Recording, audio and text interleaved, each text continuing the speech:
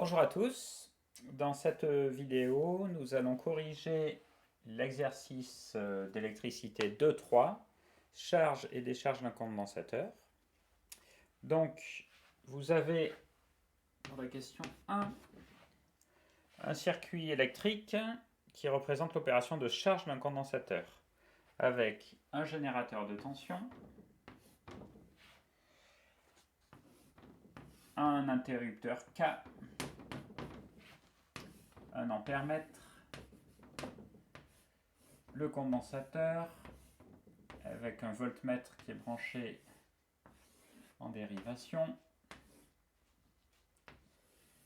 une résistance, et on revient à la borne moins du générateur.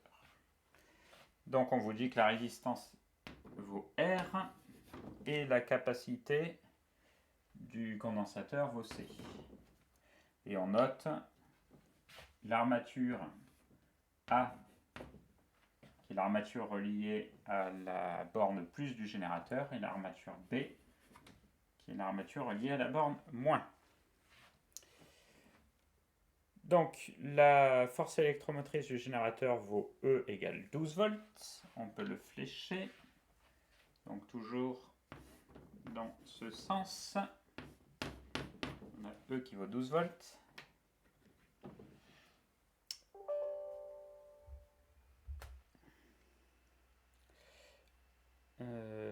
Et on nous demande, le condensateur étant initialement déchargé, qu'observe-t-on sur les deux appareils de mesure, que sont donc l'ampère-mètre et le voltmètre, lorsqu'on ferme l'interrupteur K. Donc lorsque l'on ferme K, c'est-à-dire à t égale 0, qu'est-ce que l'on va observer sur l'ampère-mètre?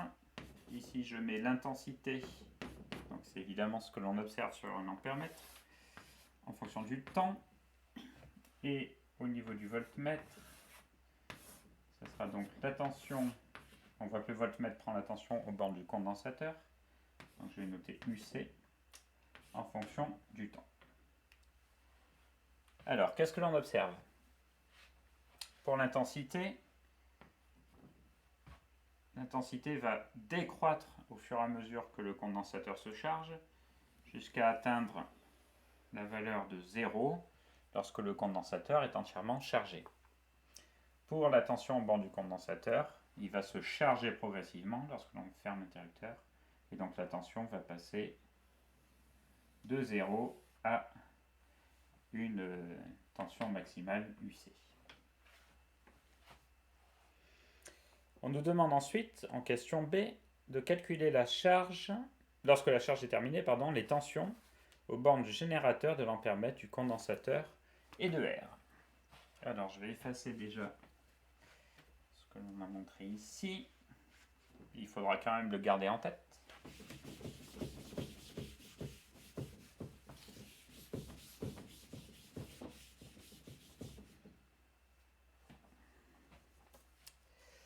Et donc on nous demande toutes les tensions. Donc, pour la tension aux bornes du générateur, je vais noter U générateur. C'est celle-ci, c'est E. Et E est invariable. Elle ne va pas dépendre du temps. Donc ça sera toujours 12 volts. Ensuite, lorsque je vais peut-être flécher. Pour faire tout ça, on va d'abord flécher l'intensité, qui sort de la borne plus du générateur et qui rentre par la borne moins. Et on va flécher toutes les tensions. Ça sera fait. Donc, pour les dipôles récepteurs, on flèche toujours les tensions dans le sens contraire de l'intensité. Donc on va nous demander la tension aux bornes de l'ampère-mètre, comme ceci. On nous demande de quoi d'autre? La tension aux bornes du condensateur, donc comme ceci. Et la tension aux bornes de la résistance, elle est ici, UR. Donc, la tension aux bornes de l'ampère-mètre,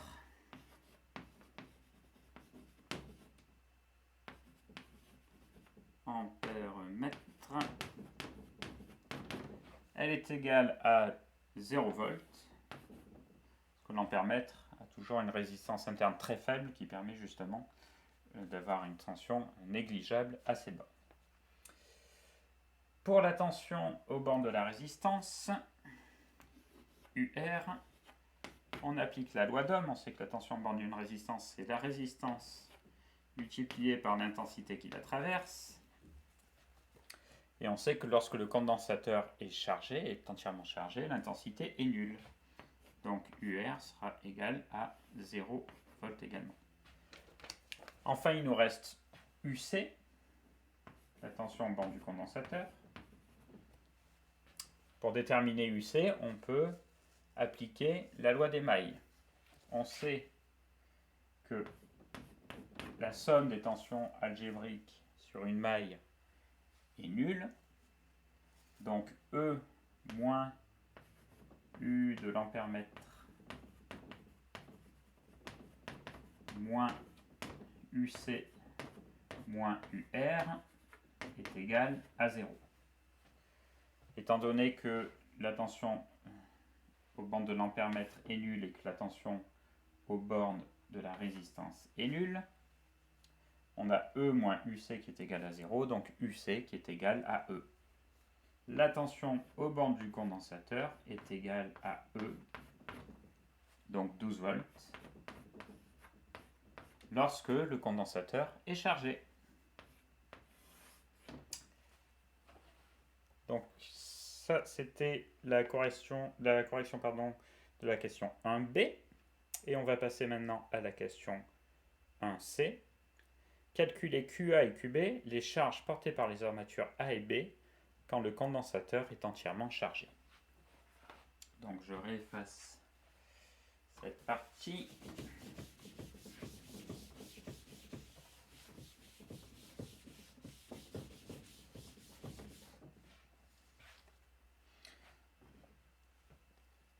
Donc lorsque le condensateur se charge, l'armature A va voir apparaître des charges plus, parce qu'elle est connectée à la borne plus du générateur.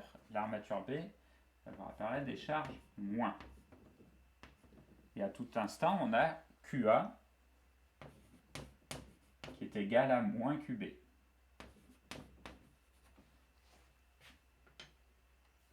Donc lorsque le condensateur est entièrement chargé, on aura à la fin QA égale moins QB.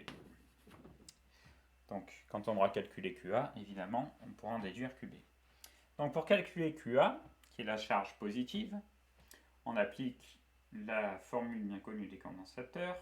La tension aux bornes du condensateur, UC, c'est égal à la charge, donc QA, divisé par la capacité du condensateur. On connaît UC, lorsque le condensateur est entièrement chargé, on a vu que UC était égal à E. Donc, QA, c'est égal à C fois UC, et c'est égal à C fois E. Parce que là, on cherche la charge quand le condensateur est entièrement chargé. L'application numérique nous donne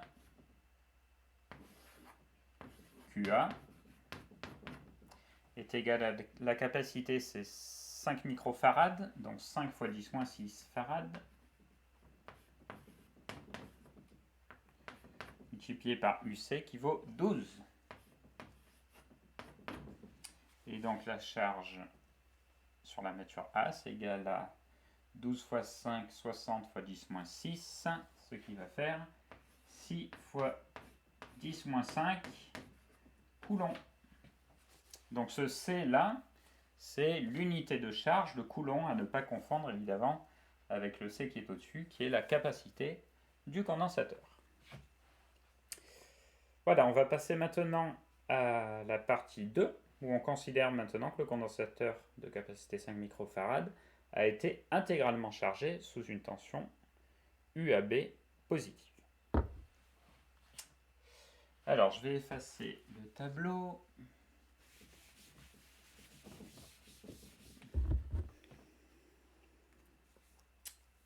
Alors, dans la partie 2, on considère la décharge du condensateur, qui est donc initialement complètement chargé. Et on considère sa décharge à travers une résistance, comme ceci. On a le condensateur et une résistance. Et on vient observer, à l'aide d'un oscilloscope, la variation de tension au bord du condensateur au cours du temps. Donc on observe deux courbes comme ceci. On a une première courbe comme cela, une deuxième comme ça. Donc ici, on a la tension au bord du condensateur en fonction du temps. Donc on observe deux courbes parce qu'on décharge ce condensateur dans une première résistance R1, après on le recharge et on le décharge dans une deuxième résistance R2 qui est différente de R1. Donc avec un conducteur ohmique de résistance R1 égale 500 ohms, on obtient la courbe blanche ici, la première courbe. Je vais la noter. Ici c'est la courbe 1 et ici la courbe 2. Avec un conducteur de résistance R2, inconnu, on obtient ensuite donc la courbe 2. Déduire de l'examen des deux courbes quelle est la plus grande des deux résistances est justifié. Donc, lorsqu'on a des courbes de décharge du condensateur, on l'a vu dans l'exercice précédent, l'exercice E22, on peut déterminer la constante de charge ou de décharge en traçant la tangente à la courbe à t égale 0. Donc ici, on aura une constante de décharge, évidemment. Et la constante de temps, elle se lie entre le temps où le condensateur est initialement chargé et le temps où le condensateur, l'asymptote à laquelle la tension du condensateur tend pour t est infinie. Donc ici, UC tend vers 0 à t infini, et donc le temps taux se lie comme ceci. On trace la tangente, on prend l'intersection avec l'asymptote à t infini, et on a le temps taux. Donc on voit que le temps taux 1 est plus grand, et plus petit, que le temps taux 2. Parce que si on trace la tangente sur la deuxième courbe, le temps taux 2, il sera ici, entre 0 et taux 2. On avait taux 1, pardon. Donc on a taux 1 plus petit que taux 2, c'est-à-dire que le condensateur se décharge plus rapidement à travers la résistance R1 qu'à travers la résistance R2. Et la constante de temps taux, c'est le produit entre la valeur de la résistance et la valeur de la capacité. Donc là, on peut en déduire que R1 fois la capacité du condensateur est plus petit que R2 fois la capacité du condensateur. Donc évidemment, vu qu'on a toujours le condensateur, c'est le même, il a la même capacité, on en déduit que R1 est plus petit que R2. Donc déduire de l'examen des deux courbes quelle est la plus grande des deux résistances, c'est R2 qui est plus grand que R1. Ça c'était pour la question A. Question B maintenant, déterminer lorsque R est égal à R1 la valeur de l'énergie apparue sous forme de chaleur dans le conducteur lorsque la décharge est terminée. Cette énergie est-elle modifiée lorsqu'on utilise la résistance R2? Alors, on va effacer le tableau.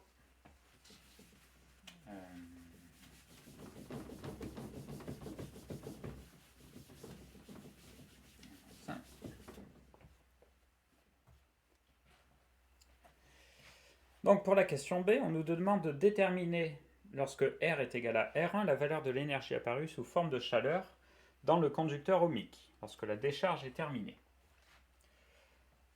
Donc l'énergie qui apparaît sous forme de chaleur, que je vais appeler EJ, l'énergie qui est dissipée en fait par effet Joule, c'est l'énergie stockée initialement dans le condensateur.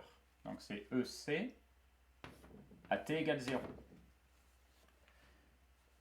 Donc quelle est la valeur de l'énergie stockée initialement dans le condensateur? EC à T égale 0, c'est 1,5 de C, la capacité, fois la tension au bord du condensateur à T égale 0. Et cette tension doit être mise au carré.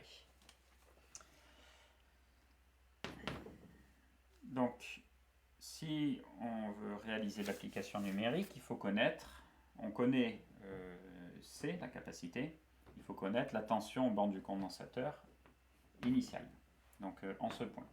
Pour cela, on peut utiliser le graphique. On voit que sur l'échelle des tensions, donc Y, on a 1 volt par division, et on a en tout 6 divisions, donc on a 6 volts. Si on fait l'application numérique, du coup, on aura 1,5 multiplié par 5 fois 10 moins 6, qui est la valeur de la capacité, multiplié par 6 au carré, qui est la tension initiale, mise au carré. Alors l'application numérique nous donne, je vais vous dire ça tout de suite, on a 9 fois 10 moins 5 joules. 9 multiplié par 10 moins 5 joules, qui est l'unité de l'énergie. Cette énergie est-elle modifiée lorsque l'on utilise la résistance R2 pour décharger le condensateur? Alors l'énergie ne sera pas modifiée. Pourquoi? Parce que toute l'énergie qui est stockée initialement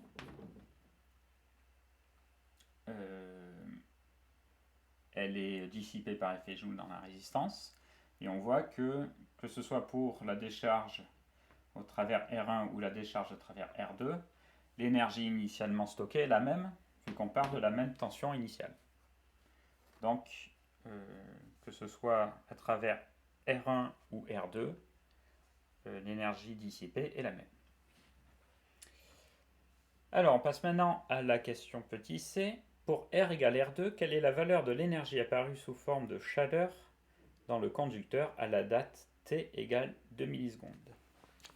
Alors, je vais effacer mon tableau. Je vais tout effacer. Donc, question 2, petit c. Donc, on est pour R égale R2, donc on va regarder la deuxième courbe. Et on cherche la valeur de l'énergie apparue sous forme de chaleur dans le conducteur à la date t égale 2 millisecondes. Je vais refaire la courbe uniquement, donc la décharge à travers R2. On voit, grâce à l'échelle qui vous est donnée, calibre temporel 2 millisecondes par centimètre, on nous demande à la date t égale 2 millisecondes, c'est-à-dire après, au niveau de la première division. Hein, on met carreau. Donc le calibre qui nous est donné, c'est t égale 2 millisecondes par centimètre. Donc 2 millisecondes, c'est ici, au niveau de la première division. Et on va aller chercher la tension UAB, enfin la tension au banc du condensateur, au niveau de ce temps t égale 2 millisecondes. Donc ça va être ici. Si on regarde le graphique, on a à peu près 3,6 carrés. Ici, hop, 1, 2, 3, et là on est au-dessus. On est à peu près à 3,6 divisions. Et on a 1 volt par division dans cette échelle. Donc ici, ça correspond à 3,6 volts. Donc l'énergie qui apparaît sous forme de chaleur à t égale 2 millisecondes, c'est l'énergie qu'a perdu le condensateur entre t égale 0 et t égale 2 millisecondes. Donc à t égale 0, on avait EC, on l'a calculé tout à l'heure. Je vais le noter EC 0. À t égale 2 millisecondes, on va calculer EC à t égale 2 millisecondes. Égal. Et l'énergie apparue sous forme de chaleur, E apparue, ça va être égal à la variation d'énergie dans le condensateur.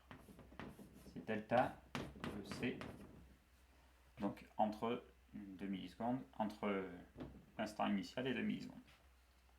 Alors on va faire le calcul. Je vais effacer mon tableau. Alors, EC, l'énergie dans le condensateur à t égale 0, on l'a calculé tout à l'heure, je vous le redonne. C'était 9 fois 10 moins 5 joules. 9 fois 10 moins 5 joules. Maintenant, EC à t égale 2 millisecondes, c'est toujours la même formule. 1 demi de C fois la tension borne du condensateur au carré. Mais cette fois-ci, la tension, on la prend à t égale 2 millisecondes. C'est égal à 1 demi de C. Je vais faire l'application numérique tout de suite. 1 demi de 5 fois 10 moins 6 multiplié par donc 3,6 au carré. C'est ce qu'on vient de voir sur le tableau précédent. Alors, si on fait le calcul, on obtient à la fin la variation d'énergie dans le condensateur. Donc c'est l'énergie à t égale 0 moins l'énergie à t égale 2 millisecondes. C'est égal à, je calcule, 5,8 fois 10 moins 5 joules. 5,8 fois 10 puissance moins 5 joules.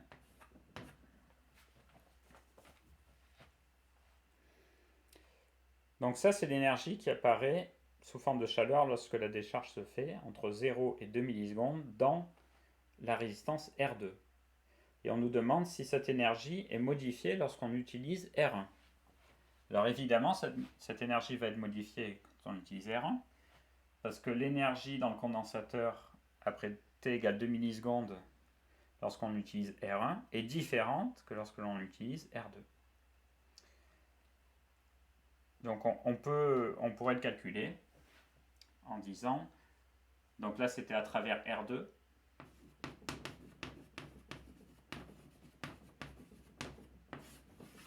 et maintenant si on fait à travers R1, il faut faire le même calcul, sauf que la tension après 2 millisecondes à travers R1, elle vaut 2 volts. Donc ça serait le même calcul avec EC à t égale 2 millisecondes qui serait égal à 1 demi de 5 fois 10 moins 6 multiplié par 2 au carré, qui est la tension aux bornes du condensateur après 2 millisecondes. Alors on va passer maintenant à la question petit d.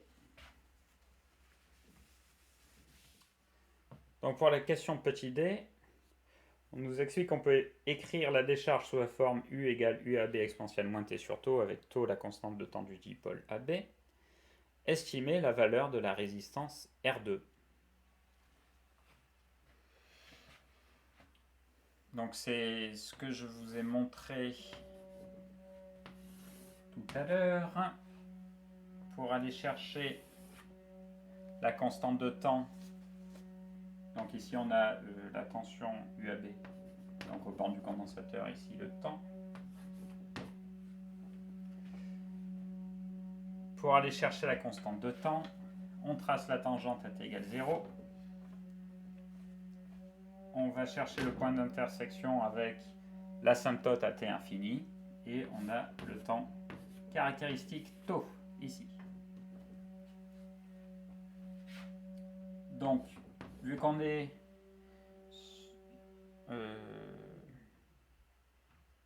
donc on peut calculer, taux 2, non pas le calculer, mais l'estimer à partir de la courbe.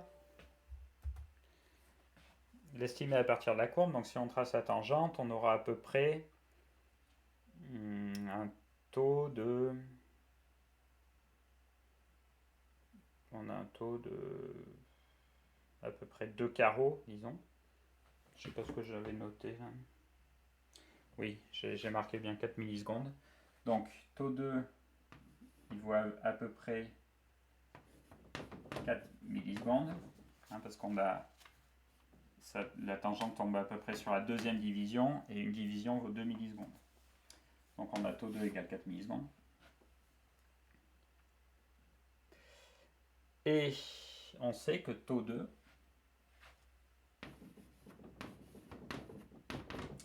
c'est R2 multiplié par C. Taux, c'est R fois C. Et donc on en déduit R2 qui est égal à taux 2 divisé par C. L'application numérique nous donne 800 ohms. Donc il faut mettre évidemment pour cela, je vous le fais ici, l'application numérique. Il faut avoir taux 2 en secondes. Donc en secondes, 4 millisecondes, ça va être 4 fois 10 moins 3. Et on divise par la capacité C qui fait 5 microfarads, donc 5 fois 10 moins 6. Voilà, et on obtient 800 ohms. Voilà pour cet exercice E de 3. Si vous avez des questions, évidemment, n'hésitez pas à me contacter par mail.